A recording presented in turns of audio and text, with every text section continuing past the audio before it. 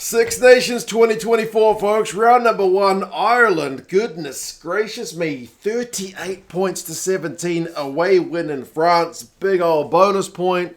That's pretty emphatic. Obviously, the game's got a red card, which maybe takes away a little bit of the gloss. But honest to goodness, that dog knows. Ireland will win in this game, red card or no red card. So, yeah, man, we'll go through some key events and stats.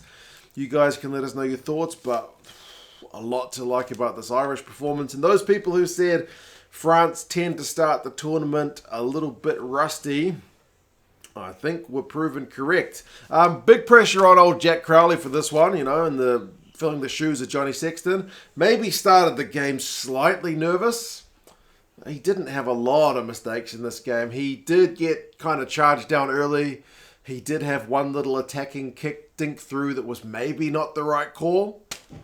And he missed the penalty. But largely, he put in a pretty mature shift in this cauldron down in Marseille. So credit to him for that. Like I said, he did get charged down early, which gave France a nice counter-attacking opportunity.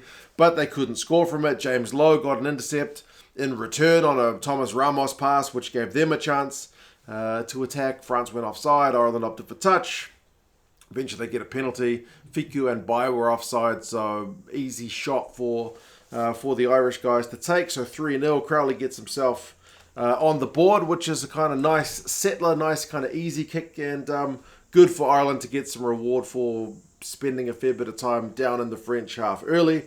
Peter Amadi won a penalty from the breakdown as well, pretty much from the restart. He was able to withstand a big old clean up from old Gabrillagues, which is, you know, not an easy thing to do. So, you know, momentum still with Ireland, although bit of a concerning one when Andrew Porter goes off on 8 minutes for an HIA, and that HIA led to a TMO check.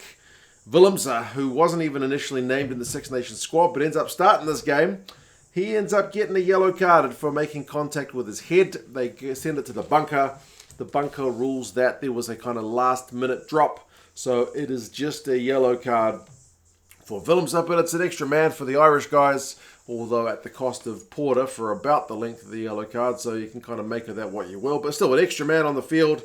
What can they do with it? Well, they go through some phases, the Irish. They got the extra man. Bundy Aki still looks to have a bit of that Rugby World Cup form about him because he was having a lot of involvements, big carry. That's when Crowley puts a little dink through, and I felt like a little bit of a let-off, maybe better off to keep ball in hand with the extra man because France were just able to kick clear, which was, you know, a little bit of that kind of pressure taken off. But then James Lowe had a kick not long later, which was going dead for all money. Somehow manages to hold up just inside the French goal area without going dead. So he's still able to get them that kind of territorial pressure. And I feel like that directly leads to the first try of the game because that means Ireland are in a good position. France have to kick it out for a line out, and you can't get that much distance from so deep in your own half. They do get the news that the yellow card is going to remain a yellow card, so that's a bit of a bonus. But from that resulting line out in the French half, man, quick hands from the Irish, and the Irish, from attacking line-out ball, genuinely seem just so dangerous. Like, how many of their opportunities came from attacking line-outs? You can't afford to give these guys these opportunities. Aki with a big carry, I think a second involvement, no number on his jersey for whatever reason, I'm not sure what the deal is with that, but offloads to Gibson-Park, he's able to go through, very, very slick, 10 points to 0. That's 7 points during the yellow card, because Willemse, although he's had the news it's going to remain yellow, is still off the field. So 10-0 lead away from home. Pretty good way to start the game, man. Looks like you're looking to silence this vocal French crowd.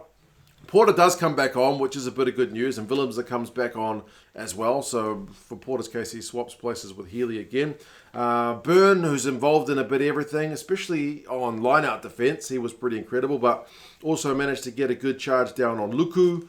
Danty managed to get himself in the way of a Irish counter-attacking play, or like turnover ball attacking play, which maybe shut down a very dangerous opportunity, which is fortuitous for the French guys.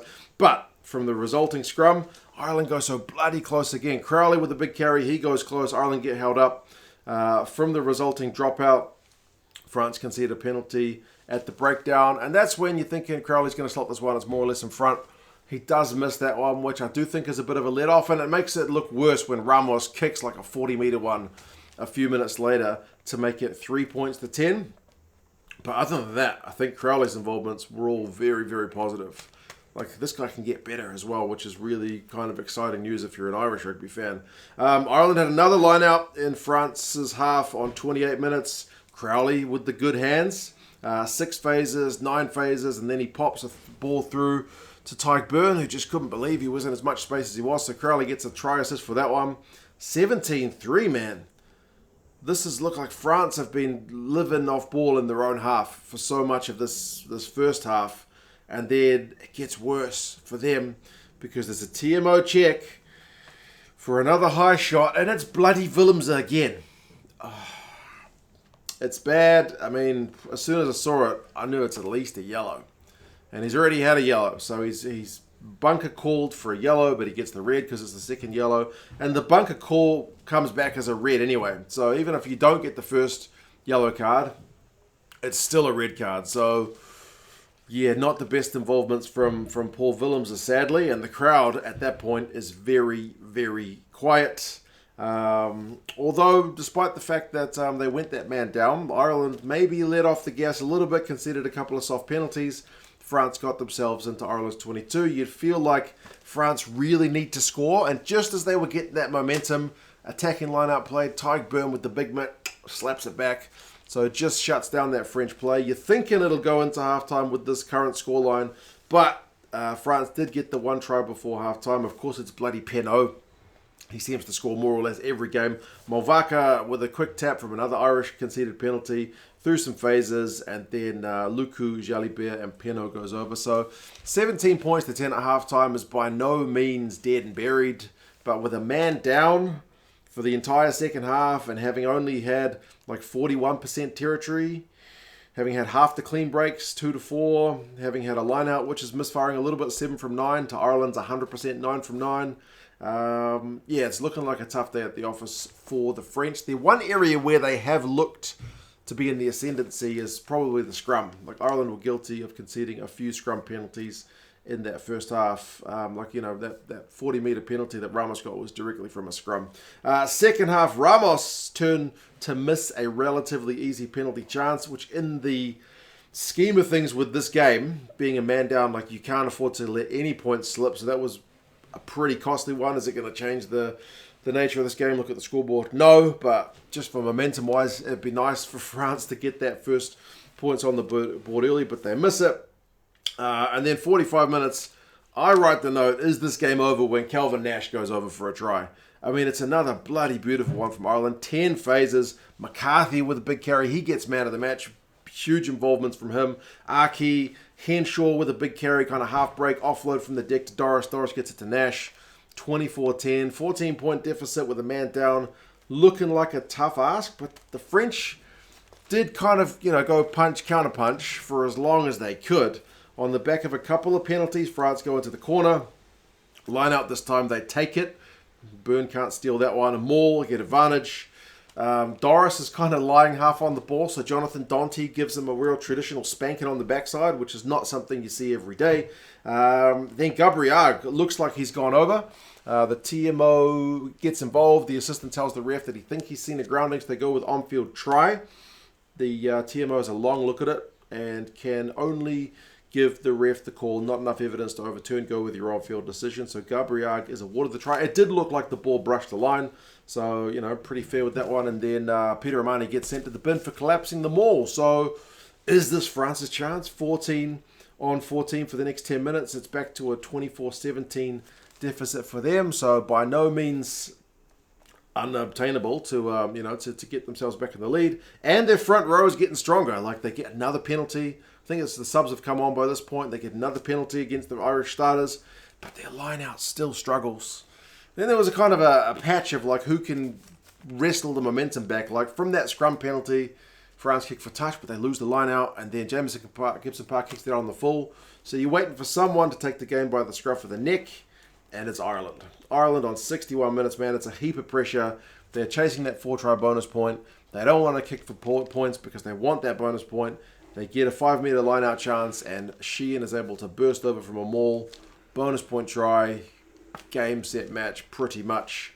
Ireland looking like just not going to be overturned from this point, especially given that, you know, France have got the man down and just haven't really looked at, to be fair. Ireland from there on were basically happy to let France chase the game. France would, you know, go phase after phase against that Irish brick wall, not really getting anywhere. Ireland with the big boots of like James Lowe and Crowley and whatnot were quite happy to just dink it back and let them play from their own half. They did have a chance for a salt in the wound try, did Ireland, right at the death, and they got it Kelleher with another maul try, so it really blows out the scoreline, 38-17, but it's a fair scoreline, man. Ireland with a better team. I mean, how many points is the red card worth? A try, maybe 2 tries, I don't know.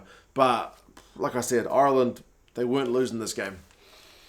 They looked in control for the majority, and every time France would hit them back, Ireland would find a way to wrestle the momentum back in their favour. Run meters finished 372 to 319 to Ireland. Ireland kick it 30 times to 19, so Gatlin's point about kicking teams winning games rings true in this one. Ireland had the possession 55%, the territory 54%. They did concede more penalties though, which is one thing they won't be happy with, and a fair few of those at scrum time. Penalty count finishes 12-8 with Ireland on the wrong side of that. Andrew Porter conceding 5 of them. So that's a little bit of a trend of his, which sadly has continued. But their line-out was good. It was 13 from 13, which was, you know, something that they would have been focusing on. France's 14 from 18. They'll look to be better in their next game. And also, they had 12 turnovers conceded to 7, the French. So just lacking that little bit of clinical edge.